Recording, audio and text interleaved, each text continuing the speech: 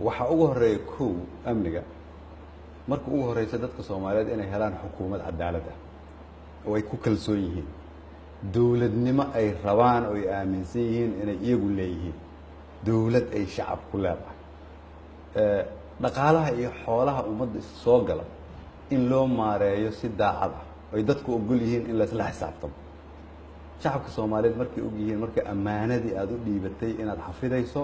waa talaabada ugu horeysa horta amniga wax looga qaban karo waxa intaas dheer xukuumadeedu waxay bilowday inay wax ka bedesho qaabkii hore loo shaqeyn jiray waxa mar dhow dhici doonta talaabooyin wax ku ool ah oo ay ka mid yihiin magaalada Muqdisho sidii nabad loogu soo celin lahaa sidii looga ilaalin lahaa isku socodka tirada badan oo qoriyeysan sidii meel walba iyo degmo walba oo magaaladan kamid u joogi lahaa ciidan amni oo la ogyahay sidii albaab walba laga soo galo magaaladan loo ogaan lahaa cid soo galaysa iyo cid ka baxaysa sidii magaalada banaankeeda looga shaqeyn lahaa laakiin waxa ugu horeeya oo aan qaban doono oo ka duwan wixii hore oo la sameyn jiray waxay tahay shacabka Soomaaliyeed inaan hormuud uga dhigno iyagu inay amniga wax ka qabtaan dawladda iyagu inay maamulaan iyagu inay og yihiin annagu inaan iyaga u shaqeyno oo aan nahay shaqaale u shaqeeya shacabka Soomaaliyeed qofka aad u shaqeyso marka wuxuu awoodaa inuu shaqada ka fariisiyo marka aadan shaqadaada qabsanin sidaas daraadeed ayaan u bilownay wax la yiraahdo isla xisaabtan wasaaraha loola xisaabtama madaxweynaha loola xisaabtama wasiirada loola xisaabtama waa gartay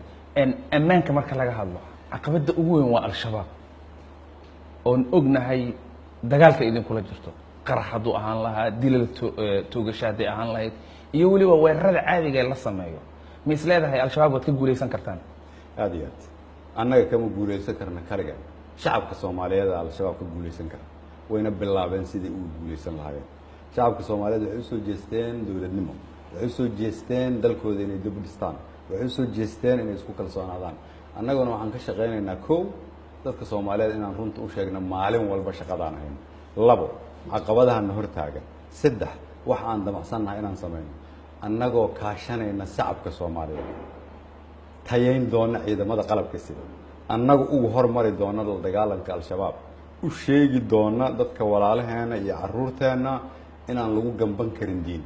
isticmaalayna culumada isticmaalayna dumarka isticmaalayna dhalinyarada isticmaalayna hay'adaha kale oo Soomaaliyeed ayaan annagoo midaysan la dagaali doona al-shabaab way dhamaatay waqtiga lagu gamban jiray been oo lagu leen jiray ummadeena Soomaaliyeed waxaan isku dayi doonaa in annagoo Soomaali ah oo midaysan hadii Ilaahay yiraahdo aan ciidamadeena dhinac ka istaagno xoreynana ka xoreyna shabaab wadankan arrimaha marka laga hadlo ammaan la soo hadal qaado ra'iisul wasaare waxa kamid ah ciidan qaran oo is aamini karo oo tayaysan inay wali meesha ka maqan yihiin guud ahaan Soomaaliya